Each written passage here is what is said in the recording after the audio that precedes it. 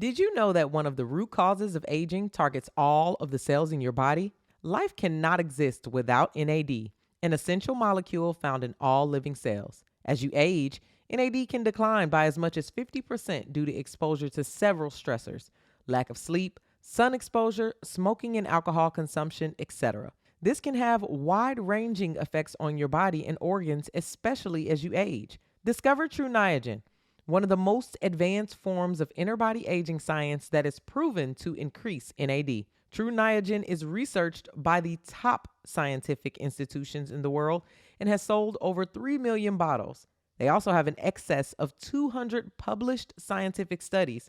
Taking it daily helps support muscle and heart health and energy production in your cells to help you age better. Since taking True Niagen, my mind is at peace knowing that my cells are being taken care of by a brand that is backed by science. Right now, new customers can save 20% on their first purchase by going to trueniagen.com/ratchet and use code RATCHET. That's TRUNIAGEN.com/ratchet.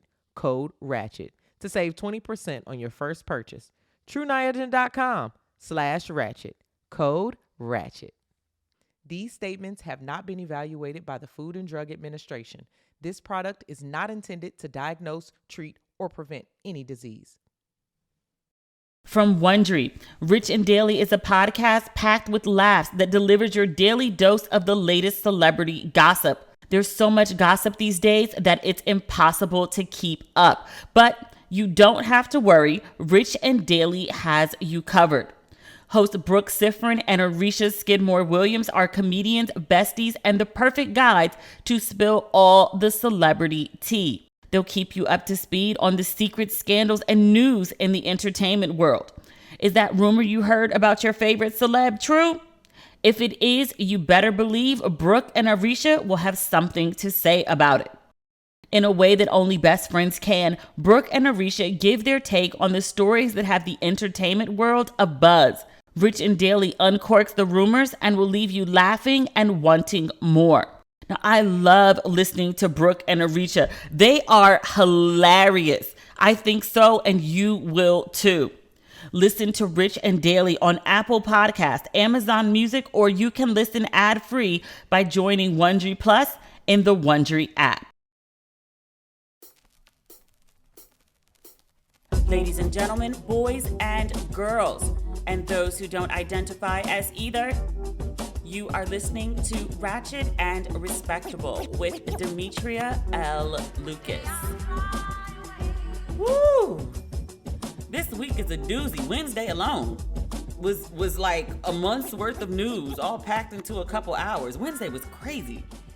It reminded me of our years with The Occupant when there was just something crazy like every single day.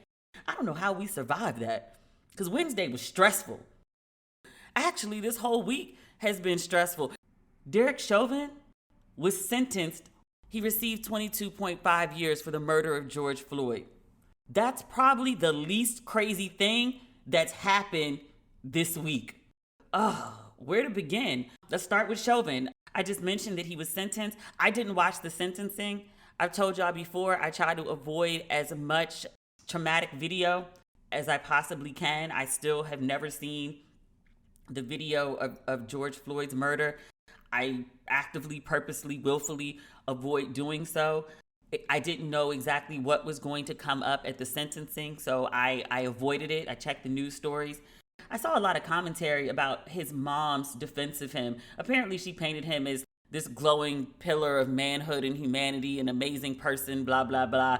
And people were like, oh my God, how could his mother say that shit about him? He murdered someone on camera. And I was like, yeah, I feel you. But it's also his mom. I would totally be shocked if somebody's mom got up and was like, hey, my son's a complete piece of shit and deserves the death penalty. Like, that's a lot. It's his mom. Family is, we talk about the Cuomo brothers all the time, and my defense of Chris is like, what you want him to do? It's his brother. Is what he does unethical? Probably. But it's his brother. What do you want to happen? It's the same thing with Derek Chauvin's mom. He's trash. She knows her son is trash. Everybody knows her son is trash. But I would be shocked if she got on the stand and disparaged him. I expect somebody's mom to, do everything they can to keep their child out of prison. I've asked my mom stuff like that. Do you do those like annoying hypotheticals with your mother? It annoys the crap out of her. What if I did blah, blah, blah, blah, blah, blah, like crazy shit? And my mom is always like, yes, Demetria, you are my daughter. I will always love you. I will always defend you. Well, Mommy, what if I was on drugs? Mommy, what if I went to jail? Mommy, what if I was in an abusive relationship? Mommy, what if I blah, blah, blah? I'm like a 5-year-old. It's what they get for having an only child. Like, we can be needy sometimes. But yeah, I expect his mother to do exactly what his mother did. I don't necessarily fault her for that. God, I'm just looking at this list of crazy. Right before I set up my laptop to start recording, I told you I always do like a last minute sweep of the news to see if there's anything pressing. They can't wait until the next episode. I saw that breaking news from the New York Times, the Trump Organization, the real estate business that catapulted Donald J. Trump to tabloid fame, television riches, and ultimately the White House, was charged Thursday with fraud and tax crimes in connection with what prosecutors said was a 15-year-long scheme to compensate a top executive off the books. The Manhattan District Attorney's Office has accused the executive, Alan H. Weisselberg, Mr. Trump's long-serving and trusted CFO, of avoiding taxes on $1.7 million in income. He faces charges of grand larceny, tax fraud, and more. I swear last episode we were talking about the disgraced former mayor of New York City, Rudy Giuliani, and how he got his law license pulled. Now we talk about the CFO got charges on him too. Everything that man touches turns to shit. Oh well, I have no sympathy for these people. You knew you were laying down with the dog and you got up with fleas. What you thought was gonna happen. Oh, okay. And good news, not black, but good news nonetheless. Megan is out at The View. She announced today that she was leaving, which good riddance. I actually like The View. I couldn't watch it because of Megan. She's so freaking annoying. And the way she is so disrespectful to Whoopi and Joy especially, it's just infuriating to watch. Her and those little narcissistic temper tantrums she likes to throw because she isn't the center of attention or she doesn't feel she's being heard, so she just acts like a spoiled brat. Like, girl, back. I thought she might be a little better after she went out on her pregnancy leave and came back. You know, babies tend to give people a different perspective on life, make them a little more patient, calm them down a little bit. Not Megan. Not Megan. Yeah. I see people keep tagging me and they're like, you should replace Megan on The View. That's absolutely one of my dream jobs. I would love to do something like that. However, if I know what I think I know about TV, they're going to replace Megan with somebody who, at the very least, has a similar point of view as hers. A whole bunch of liberal people sitting on a panel talking to each other isn't good television. You need the conflicting point of views to represent the audience, one, but also just to make it interesting. Like a whole bunch of people saying, I agree, I agree, I agree. It's just not good TV. You think that's what you want to see. You don't. It's boring. You know, Megan has a point of view. I don't necessarily agree with it. Part of it is because Megan said it and Megan's delivery is just so awful. Somebody who thinks like Megan to go back and forth with Whoopi and Joy at their level. So I think that was another thing with Megan. She just never was a good fit to me. I'm glad to see her gone. Megan was ungood. And not so good black news. On Wednesday, the craziest day ever, a story that got kind of overlooked. Biz Markie, people thought he was dead as of recording, again on Thursday at 12:31 on the West Coast. Biz Markie is very much alive. He is not doing so well. I believe he had a stroke recently. He's been in hospice, which hospice is where you go to be kept comfortable before you make your transition. So he's not doing so well. But Sir is very much so alive. There's no need to cut his time short when he is still with us. So my sympathies and prayers go out to his friends and family and fans. I'm a Biz Markie fan from way back. I remember Just a Friend from like elementary school. No more than 9. I remember singing it on the playground. He's a really good DJ. And he's really good friends with a really good friend of mine. I ran into Biz on a cruise once, and we were in an elevator together. And, we just had small talk. And I was like, oh, I know a friend of yours you're very close to. And I dropped the guy's name. He won't care if I say it, DJ Alizé. And I was like, yeah, I've known him forever. He's like a dear friend. And he was like, I've known him since before he was born. His father is my dear friend. And I was like, okay, you got that? You know him better than I do. But he was cool. He was DJing something on the cruise. I don't think I went to it though. I was on the cruise with my mom. It was a good cruise until I got seasick on like day 5 of an 8-day cruise. In the next 3 days, I was just unhappy and miserable. That was my first and last cruise. You will never hear about me being on a cruise again. I did not enjoy most of the experience. I liked the shows. The concerts were good. The food was all right. And it was a good cruise too. It's just the motion sickness. I'll never subject myself to that again. Nikole Hannah Jones, we've been talking about her a lot lately. The creator of the 1619 Project, who has a Pulitzer Prize, who for, I was going to say unknown reasons, but for racist reasons, was denied tenure by the Board of Trustees at the University of North Carolina. They reversed course yesterday on June 30th.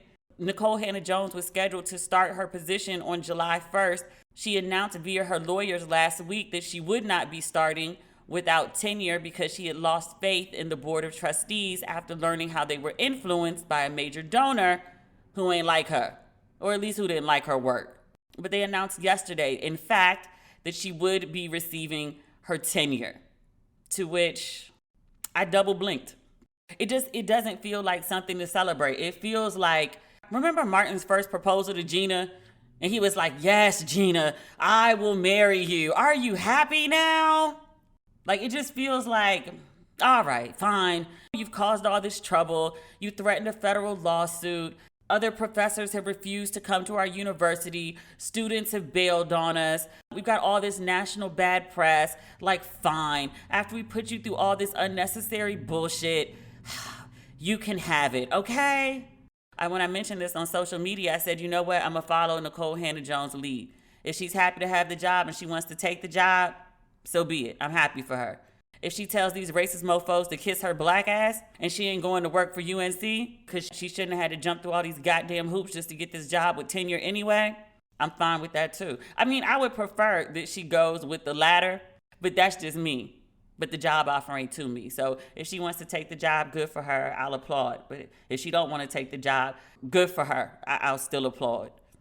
I'm like, ma'am, as talented as you are, as smart as you are, I'm sure UNC ain't the only university with an opening on staff who will offer you tenure. I'm sure if somebody else is like, hey, we want you, come here. This is the salary. These are the job requirements. And you have tenure. We don't want no problems. We want you. I'm sure there's another university who can make it that simple for her. But she grown. And I respect her choices. She'll do what she want to do. I have Tabitha Brown on my list to talk about. Tabitha Brown over the weekend did an IG live, or a video, let me say, because I watched the whole thing. She had some throwback video in there. She posted a video announcing that she was going to retire her husband, Chance. She talked about how Chance was an officer for the LAPD. He wears a bulletproof vest to work. And he's done that for the last 15 years. And he did so because they moved out to LA to chase their ambitions in entertainment. And they were struggling. And he was like, look, as a husband, father, somebody need to have a steady income in this household, which I agree. So he joined the LAPD. Tabitha, for obvious reasons, did not like that her husband was going to work and putting his life on the line every day. So thanks in part to her husband's sacrifice for her dreams, she is now in a good place. She's making good money. She got good contracts. So she announced that she was retiring her husband so that he could pursue his dreams. I think he wants to teach or coach or something of that nature. But she made this announcement on her Instagram. I watched the whole thing. Can I be honest with you? I saw it, I watched it, I love Tabitha because what's not to love? She's just a sweet and good woman who minds her business and fluffs her hair. I very much enjoy her. But I watched the video and I was like, oh no. Like the idea of her essentially announcing to the world that she is the breadwinner for her family, I was scared for her. I just know of too many situations, I mean, my personal one included, where a woman is a breadwinner in a relationship and shit just goes south in a crazy embarrassing, humiliating way. Like, a lot of men cannot handle not necessarily not being the breadwinner, but people knowing that they're not the breadwinner. That's two different things. And so, like, I watched the video and I was like, oh no, Tabitha, like, this doesn't end well. Not that she retired him, but that she told people about it. And let me just be real clear. This is me projecting my shit onto Tabitha. This ain't got nothing to do with Tabitha. He sacrificed his dreams for her to live hers. Now that she has hers, she wants to make sure he gets his, which is how it's supposed to be. And at the same time, it triggered all of my shit and freaked me completely out. You know, it's funny. I said something the other day to my dad, and I was like, yeah, like, I've worked through all that stuff. Like, I'm totally good again, blah, blah, blah. And my dad was like, And I said, what does mean? Like, And he was like, I mean, you're close. You're better than you were. You're almost there. And I was like, you don't think I'm there? Like I feel like I'm there. And he was like, no, you're not there. I said, what makes you say that? And he's like, listen to your podcast. I said, Daddy, you think like I still have like residual issues from that shit? Like, it's been years. And he was like, I'm not saying that you haven't made progress. I'm just saying that, you know, sometimes some of the things you say, some of your perspectives, you know, it's still a little something there, you know? And I was like, really, Daddy? And he was like, yeah, really. Oh, like I thought I was good. He's like, not 100%. Like, Dad. So Tabitha does this video, and Wendy, who went through a very public divorce, Wendy, it seemed, was triggered as well. Wendy got up on her show earlier today, and she talked about Tabitha and Chance. And, you know, Wendy ain't always the nicest person. Let's play a little of what Wendy had to say. It was ungood. It ain't Wendy at her worst, but it's still, you know. Let's play a little Wendy here. She's an influencer, and she's saying that she's retiring her husband. I was married to one of those. You know, I make the money and so on and so forth. Go live your dreams, buy a business, you know, stay with me, but go. You see how that turned out. I predict that this marriage is going to be on real rocky ground in a moment. Live your dream. Then they invest in stuff and they lose the money. And then they invest in something else and the money gets swindled or stolen. I watched that Wendy clip and I was like, oh shit. Is this how I sound? Oh, Jesus Christ. I had to make an appointment with my therapist. I was like, I need to come back. I got some residual shit. Tabitha was damn near in happy tears as she was talking about this. Like, she was really, really excited.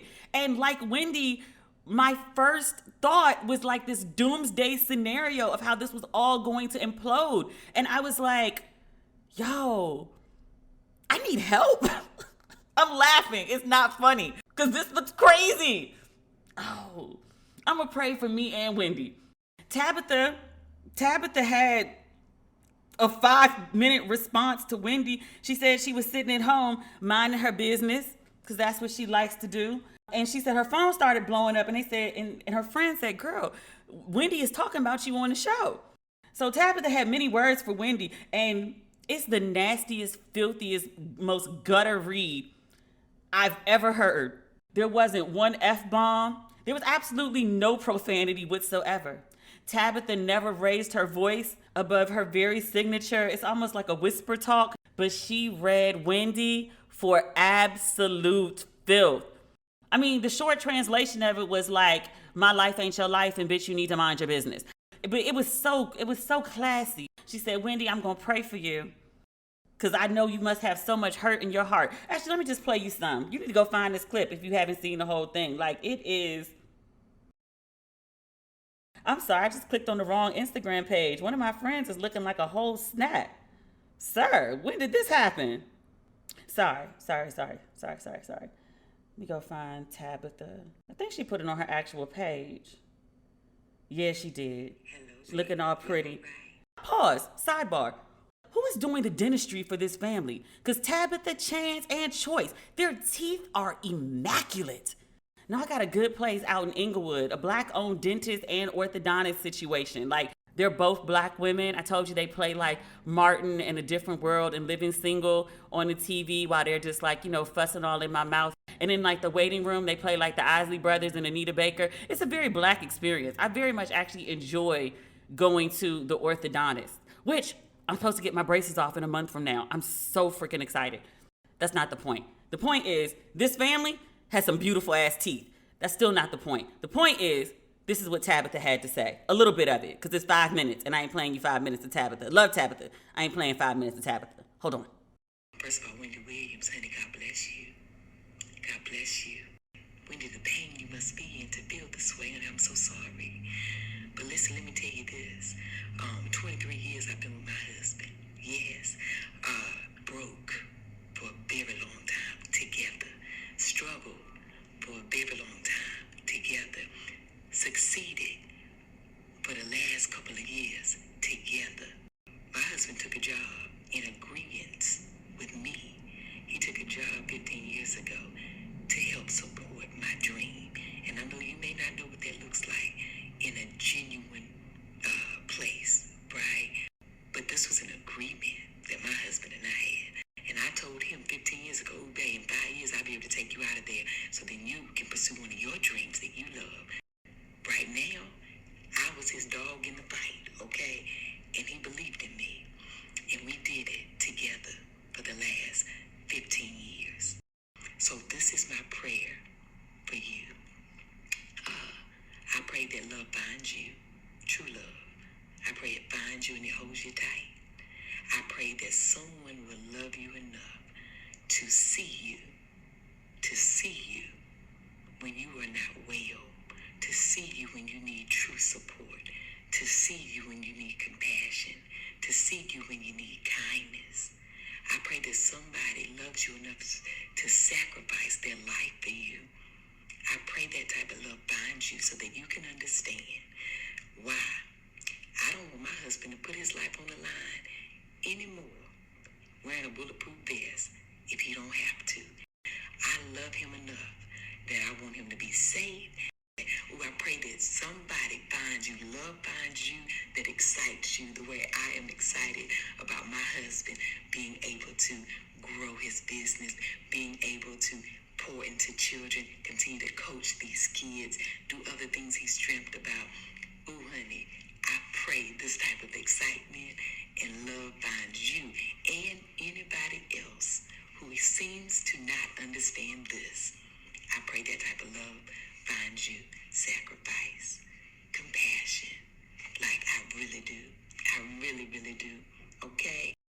And I want you, whoever is watching, who understands the type of love, let us all pray for people like Miss Wendy and others who have either been so hurt or never found a genuine love that fills their heart with so much compassion and joy. Let us all pray that they find that and that it finds them. Yes, very good. Now, I want y'all to go about your business, okay?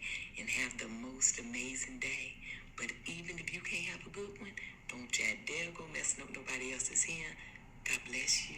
I'll talk to y'all later. Bye, y'all. Y'all, that's the nicest fuck you I've ever heard in my life. That's a classy lady. That's a classy lady. I owe Miss Tabitha an apology. I receive her prayers for the betterment of self and a good partner who is willing to sacrifice for me and do right by me. I received that, Miss Tabitha. Thank you. Thank you. I needed that shit. Some of y'all did too. Don't leave me out here by myself. Some of y'all did too, damn it.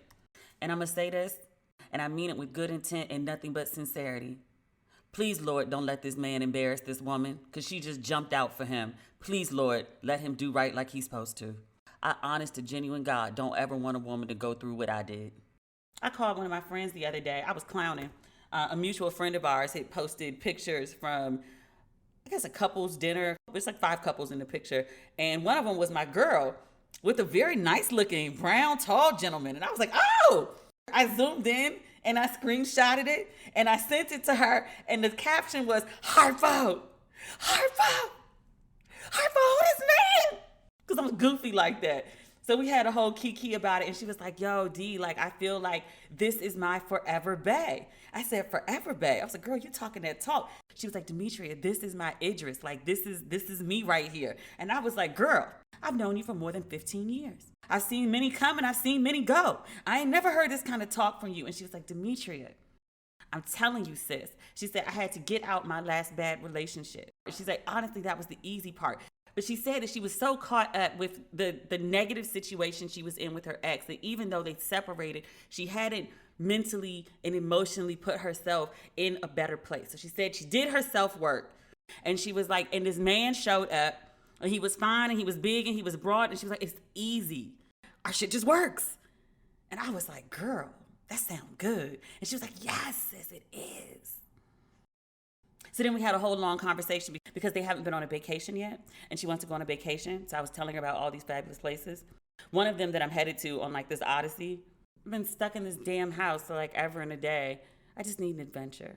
But yes, there is love out there. I don't know if I'm ready for it just yet. I mean, I just told y'all I got some shit that I still need to work through. My daddy called me on it. A little more therapy for you. A little more self-work. Bear with me, y'all. I'm doing the best that I can. I am.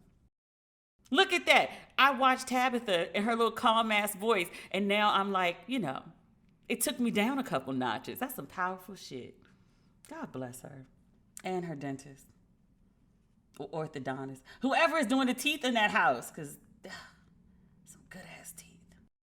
Let's be real. I think we can all probably up our fruit and veggie game, especially me. I know I'm not getting enough fruits and veggies. This year, I want to change that. That's why I'm keeping my freezer stocked with Daily Harvest. Daily Harvest is the easiest way to get more fruits and veggies into my day every day. They have my back with delicious food that's good for me and good for the planet. Daily Harvest delivers delicious harvest bowls, flatbreads, smoothies, and more, all built on organic fruits and vegetables right to your door, and it conveniently stays fresh in your freezer. I live for a good Daily Harvest bowl. My favorite is the tomato and zucchini. Daily Harvest takes literally minutes to prepare and never uses preservatives, added sugar, or artificial anything. And that goes for everything. They have so many delicious options for every time of the day. Breakfast, lunch, dinner, dessert, or a snack. Daily Harvest has you covered. I love all of their harvest bowls. I just pop it right in the microwave and I'm good to go. Daily Harvest is all about preserving and protecting the earth for current and future generations to come. From their recyclable and compostable packaging to investing in organic farming practices and reducing food waste, you can feel good about the choices you are making physically and for the environment. Daily Harvest makes it easy to feel good about what I'm doing for myself and the planet. Go to dailyharvest.com/respectable to get up to $40 off your first box. That's dailyharvest.com/respectable for up to $40 off your first box. dailyharvest.com/respectable. Business is off to a great start this year, but even post-holidays, things aren't getting any less crazy. With ShipStation, you'll never have to worry about shipping. Make the switch to a solution that handles all of your shipping needs quickly, affordably, and painlessly. ShipStation is trusted by over 100,000 e-commerce sellers, including me. And what I love most about it is I can keep track of orders from any sales channel. I can easily find the best shipping carrier with deeply discounted rates, and I can automate just about any shipping task with just a few clicks. ShipStation saves my sanity. I know that your orders are handled, and I know that I'm getting the best rates. When it comes to e-commerce, I have bigger things to think about than shipping. ShipStation makes sure that shipping is the easy part of having an online store. Ship more in less time with ShipStation. Use my offer code RESPECT to get a 60-day free trial. That's 2 months free of no hassle, stress-free shipping. Just go to ShipStation.com, click on the microphone at the top of the page, and type in RESPECT. ShipStation. Make ship happen. Okay, so now we're going to talk about Bill Cosby. So I told y'all I don't sit around and watch CNN like I used to when the occupant was in office. Like, I know crazy shit still happens, but I was like, I need to do something different with my life, and I can't be like riled up and outraged like on 10 every day, all day. Maybe there was an announcement on the news that there was a possibility of Cosby being freed, but that ish caught me totally off guard. I was like, no, this Cosby coming out, Cosby getting released from jail, not on my bingo card. Where did this come from? Like, did we know this was coming? I read about it on a friend's Facebook page, and he didn't even say Bill Cosby. He was like, yo, I see my block button is going to get good use today. And I was like, wait, what's going on? So I headed over to Twitter, and I was like, are you kidding me? 2018, Bill Cosby was convicted for sexual assault. Bill Cosby, years ago, gave a deposition where he admitted, drugged a woman at least, before having sex with her. And he gave that testimony with the promise of immunity and that it would not be used against him in a trial. My understanding of this story is a different prosecutor, the one who prosecuted Bill Cosby in Philadelphia and got him convicted in 2018 for sexual assault. That prosecutor used information from that deposition to get that conviction. And Cosby and his lawyers appealed the case all the way up to the Pennsylvania Supreme Court. And the court agreed that the second prosecutor who got the conviction acted inappropriately and that the conviction was going to be thrown out and Cosby was going to be immediately freed from jail. The prosecutor fucked up. There's no way around it. As much as it pains me to say, releasing him was legally the right thing to do, but it pains me so that a man who has admitted to drugging and raping at least one woman, but has public accusations from 60 women accusing him of drugging and raping them, that this man, that this type of man is free among us. Like yesterday when I was talking about it online, like I kept saying, hey, hide your wife, hide your kids, watch your drink, because a rapist is on the loose. Legally, quote and unquote, the right thing to do was to let him go. But then morally, ethically, it's a rapist on the damn street. And then I'm also like, I mean, you know, the American justice system, it finds loopholes where it wants to find loopholes. The other day I was reading about some guy who's been serving like 25 years in Angola for like stealing 3 t-shirts. Some crazy shit. And I'm like, y'all can't find a loophole for him? But you can find a loophole for Bill Cosby? Oh, okay, Bill Cosby's net worth is like $400 million. Which, by the way, is not enough to buy NBC. Comcast actually bought NBC. The deal went through in 2011, but in 2008, NBC was valued at $30 billion. 400 million USD dollars in dineros don't buy no $30 billion network. Ugh.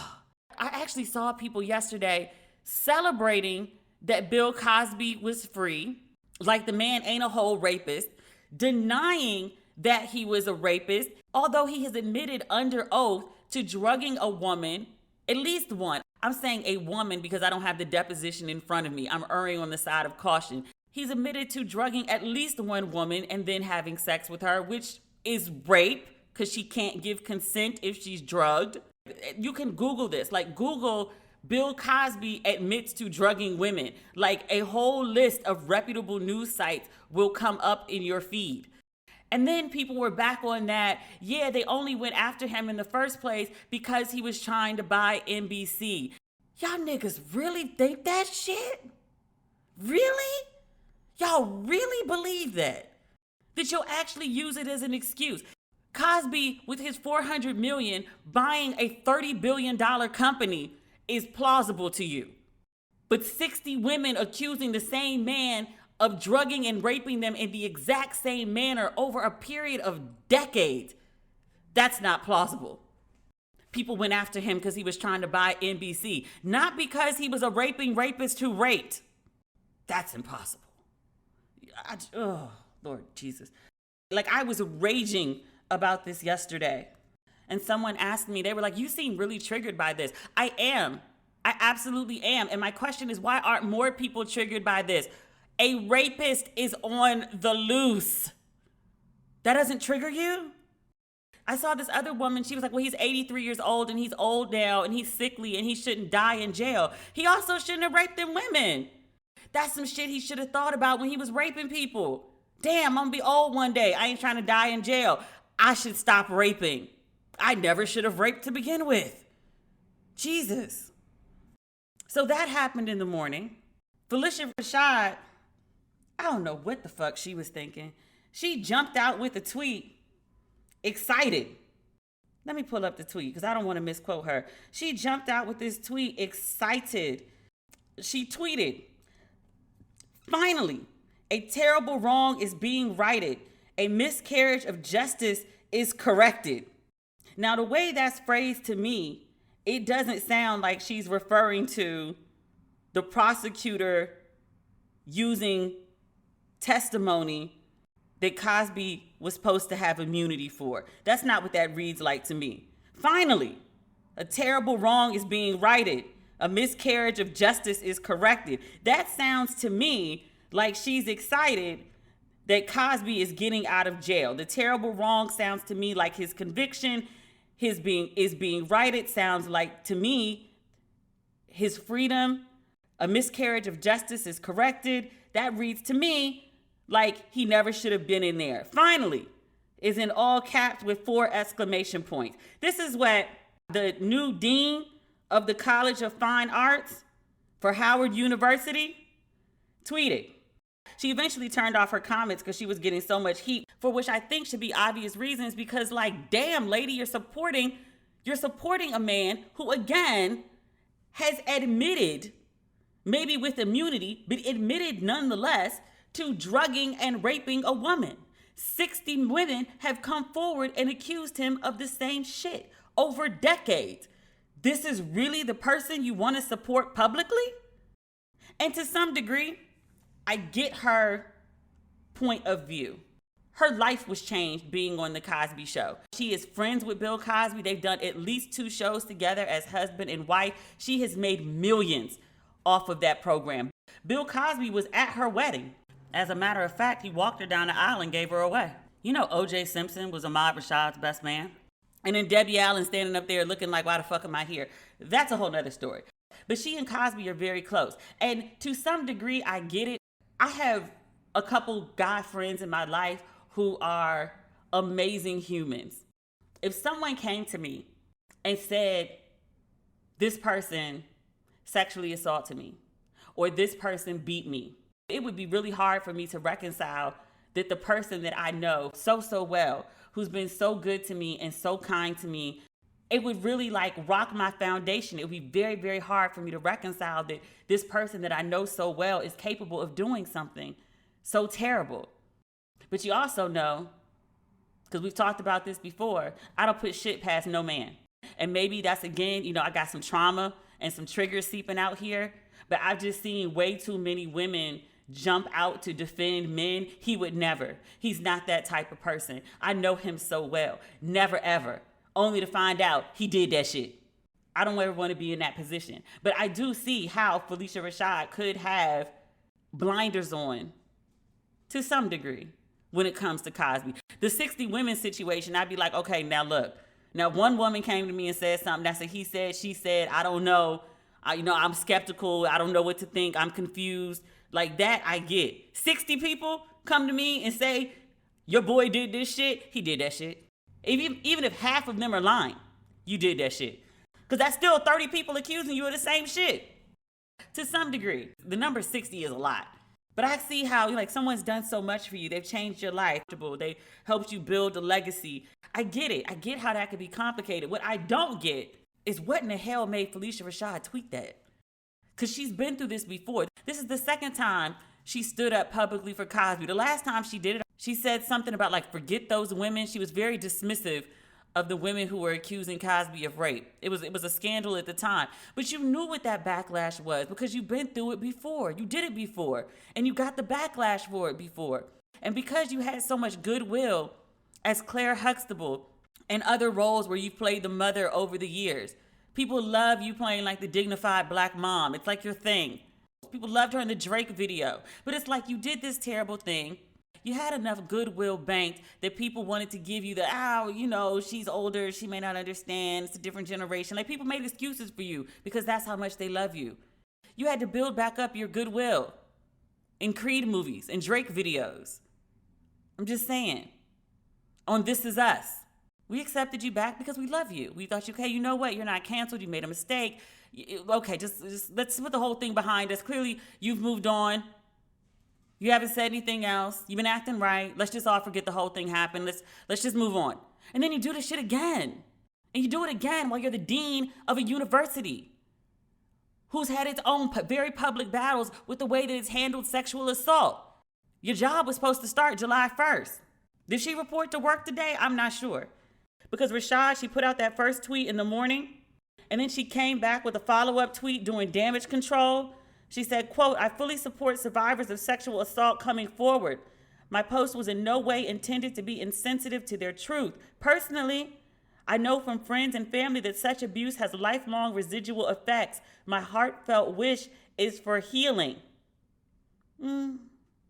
Howard stayed quiet for most of the day, and people were speculating, like, well, what is Howard going to say? Because in all of these news stories that were quoting Rashad, they were noting who was recently appointed to the dean of the School of Fine Arts at Howard University, at Howard University, at Howard University. I was like, look, the poor comms director and the president of Howard University, not on the bingo card. They did not wake up Wednesday morning expecting this shit. Even when they heard Cosby was free, I'm sure they were like, "Ooh, that's interesting. I would love to hear that office conversation." It never will happen. But I'm sure they didn't foresee Phylicia Rashad tweeting some shit, every major publication picking it up, and then affiliating Howard University with this fuckery and foolishness. Comms director, I feel bad. I hope they got some sun earlier in the day, because it was supposed to be a light day. I hope they were working from home. Heard it was a little hot on the East Coast yesterday. Hope they got some time to enjoy the day. But Howard University came out with a statement. "Survivors of sexual assault will always be our priority. While Dean Rashad has acknowledged in her follow-up tweet that victims must be heard and believed, her initial tweet lacked sensitivity towards survivors of sexual assault. Personal positions of university leadership do not reflect Howard University's policies. We will continue to advocate for survivors fully and support their rights to be heard. Howard will stand with survivors and challenge systems that would deny them justice. We have full confidence that our faculty and school leadership will live up to this sacred commitment." Now, in her favor, they did call her Dean Rashad. That's a good sign.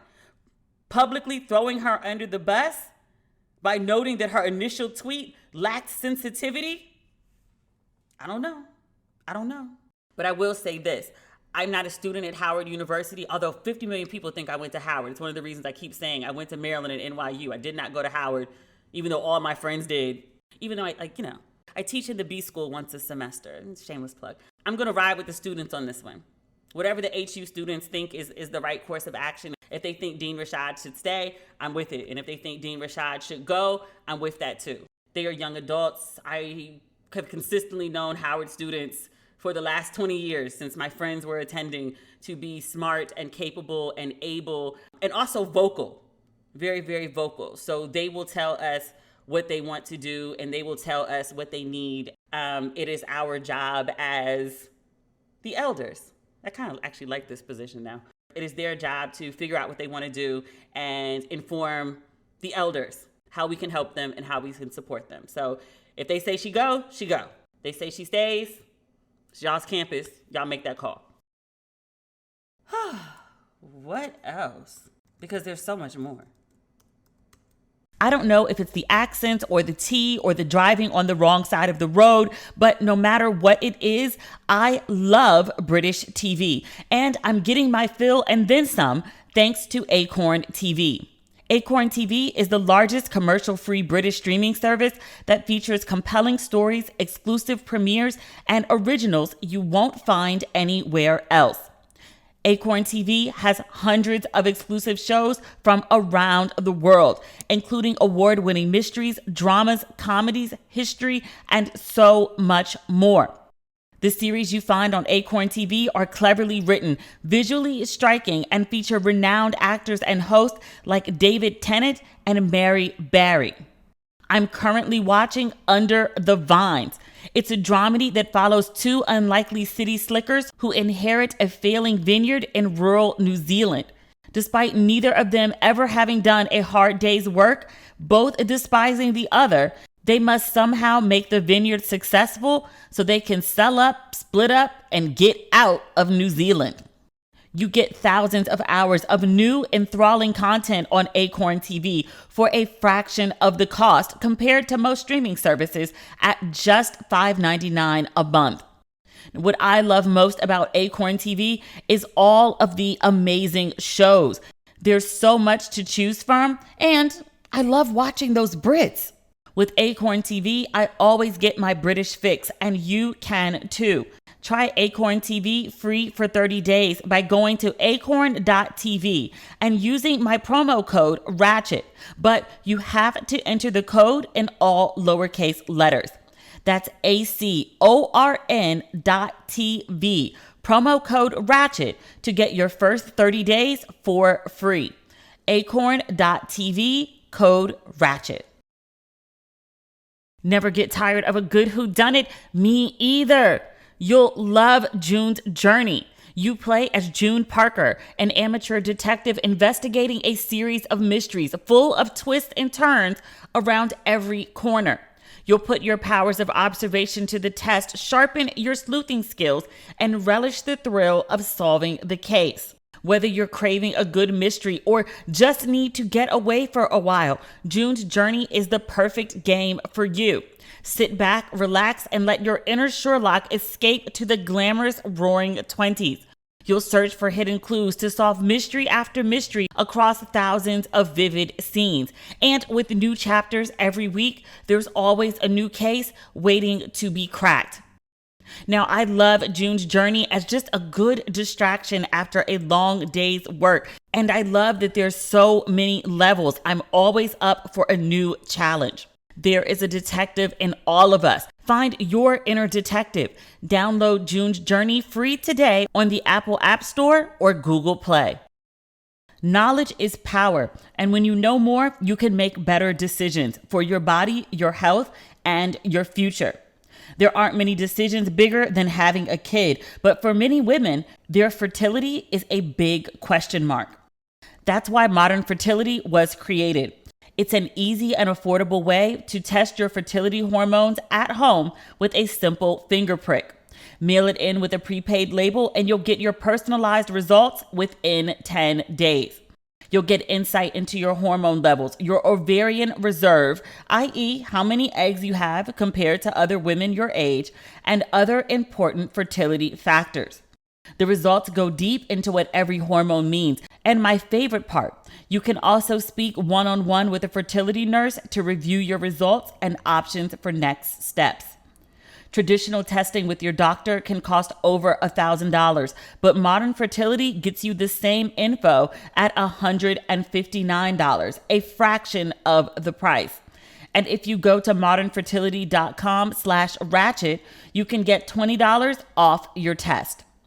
If you want kids one day or maybe one day in the future, clinically sound info about your body can help you make the decision that's right for you. Right now, Modern Fertility is offering our listeners $20 off the test when you go to modernfertility.com/ratchet. That means your test will cost $139 instead of the hundreds or thousands it could cost at a doctor's office. Get $20 off your fertility test when you go to modernfertility.com/ratchet. modernfertility.com/ratchet. Janet Hubert, OG Aunt Viv, she entered the chat. So yesterday when the internet is, arguing and self-imploding, Janet Hubert tweeted using a meme of herself looking sideways.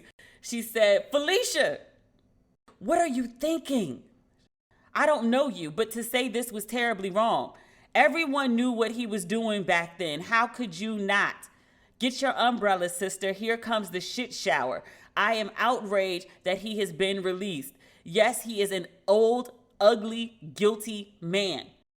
I would have said he's old, he's out, and I'm happy for him, but he's still guilty. I know 5 women who have not come forward. Enough, y'all. We know better. Powerful men do wrong things, black and white. OG Aunt Viv, aka Janet Hubert. I've enjoyed her so much more now that she's focused her, because she got a mouth on her. I'll give her that. She used to direct it.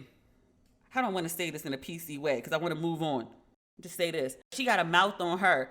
I'm glad that she's using it for better purposes these days. I'd like to hear more from her. We need people who are outspoken and just call a thing a thing. I have something here that just has a B on it, and I have no idea what the B stands for.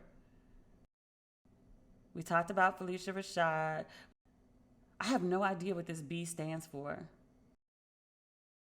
Oh, okay. One thing we didn't talk about, I'm all out of order, but this is worthwhile. This is actually really worthwhile. Of all the things that happened on Wednesday, Bismarcky, Nikole Hannah Jones gets tenure, Bill Cosby, Janet Hubert, HU's response, people talking about Bill Cosby was trying to buy NBC. All of that happened. And in addition, Donald Rumsfeld died. You remember Donald Rumsfeld? He was the former Secretary of Defense. He did it twice. He was under G.W. Bush. He was also a Secretary of Defense under Gerald Ford. I mean, he was in like big white news and political circles, but the people who were talking online were mostly talking about Cosby yesterday, and to a lesser degree, Nikole Hannah Jones. But Donald Rumsfeld did die. And Rachel Maddow, my mother loves Rachel Maddow. I don't really watch her like that. And I like her too, but I'm more of a CNN person. But Rachel Maddow opened her show yesterday talking about Frederick Douglass. And I was like, Rachel girl, where are we going, sweetie? I'm unclear. I'm not familiar with where you're headed. Should I be nervous? And Rachel always has a point. It might be roundabout, but when she gets there, she gets there. I was confused about where she was going. So I'm not going to read the whole thing because it's really long. But if you Google Rachel Maddow, Frederick Douglass, a transcript of her Wednesday show should come up. So Rachel starts the show. She starts talking about 1845, Frederick Douglass, the abolitionist, and his first book, Narrative of the Life of Frederick Douglass, an American Slave. And she particularly speaks about this one chapter when Frederick Douglass is sent to a man named Edward Covey. Edward Covey was known for his ability to, quote and unquote, break slaves. And Frederick Douglass gives this harrowing account of his time, nearly 9 months, living on Covey's property as an enslaved person. And he talks about like what a horrible experience that it was for him. And this house came to be known as Mount Misery. He lived there for a year. He describes his time there as, I was completely wrecked, changed, and bewildered, goaded almost to madness at one time, and at another reconciling myself to my wretched condition. I suffered bodily as well as mentally. Douglass goes on to say that his time at Edward Covey's farm was the lowest period in his life. Which, imagine you're an enslaved person who's been beat at every plantation you've been on. You get to this place and you describe it as the lowest period of your life. Understand how completely awful and violent that must have been. Rachel gives this whole account from Frederick Douglass. She asked the audience to circle back for a minute. And she said, remember that Douglass describes this farm as being on the far side of Chesapeake Bay. Because of its age and probably because of the horrors that happened there, at one point was up for preservation. These things happen there. This place is very old, and this is why it needs to be a public site, and we can acknowledge the horrors and atrocities that happened here. That there was an article in the Baltimore Sun that said as much. However, the estate was not preserved. In 2006, it was purchased by Donald Rumsfeld. And Rachel points out, the house is still called Mount Misery today. That's still the name by which it is known. So it's very clear of the atrocities that happened in this house. And of all the places in all the land, that Donald Rumsfeld could have chosen to live on, this is the house he chose. Rachel goes on to talk about some of Donald Rumsfeld's worst atrocities, including getting the United States into wars with Iraq and I believe Afghanistan. He was also the Secretary of Defense on 9/11. You know what else he did? Remember the Abu Ghraib prison scandal, where a group of American prison guards were torturing prisoners in U.S. custody? Like, they were doing crazy shit, like making everybody get naked and making them like pile up on the floor in a pyramid, like real sick shit that like would never cross my mind. Like, what is wrong with you people? Rachel talks about a memo that was sent to Rumsfeld at the time, and it was actual orders for torture.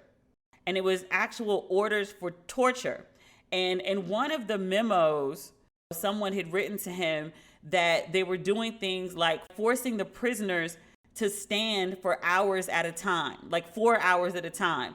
And Rumsfeld hand wrote in the margin, "I stand for 8 to 10 hours a day. Why is their standing limited to 4 hours?"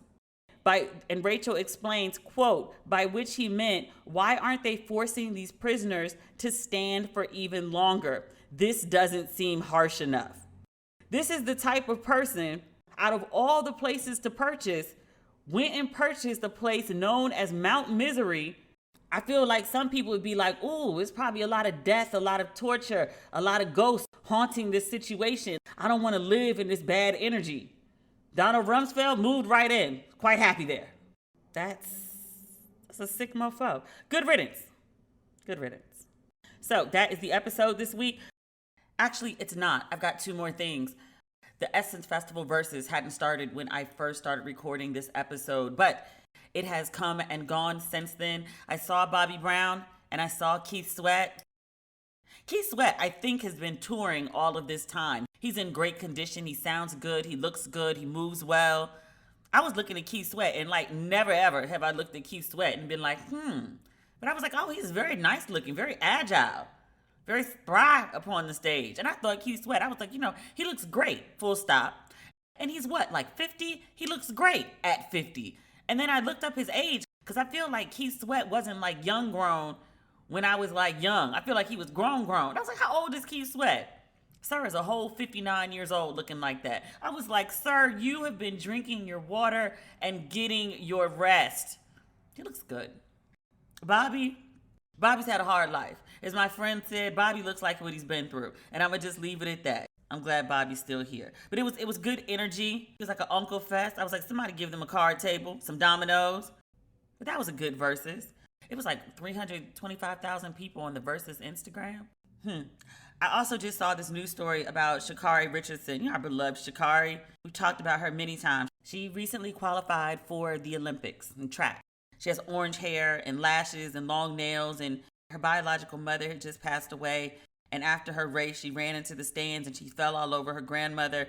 And many folks just, fell in love with her when they heard her story and they saw the love between she and her grandmother that touched a lot of hearts. Unfortunately, she may be disqualified for the Olympics. She tested positive for weed. I can't talk about it yet because I'm in angry mom mode. I feel like I'm reacting probably like one of my parents, to be quite honest with you. Like, you did what?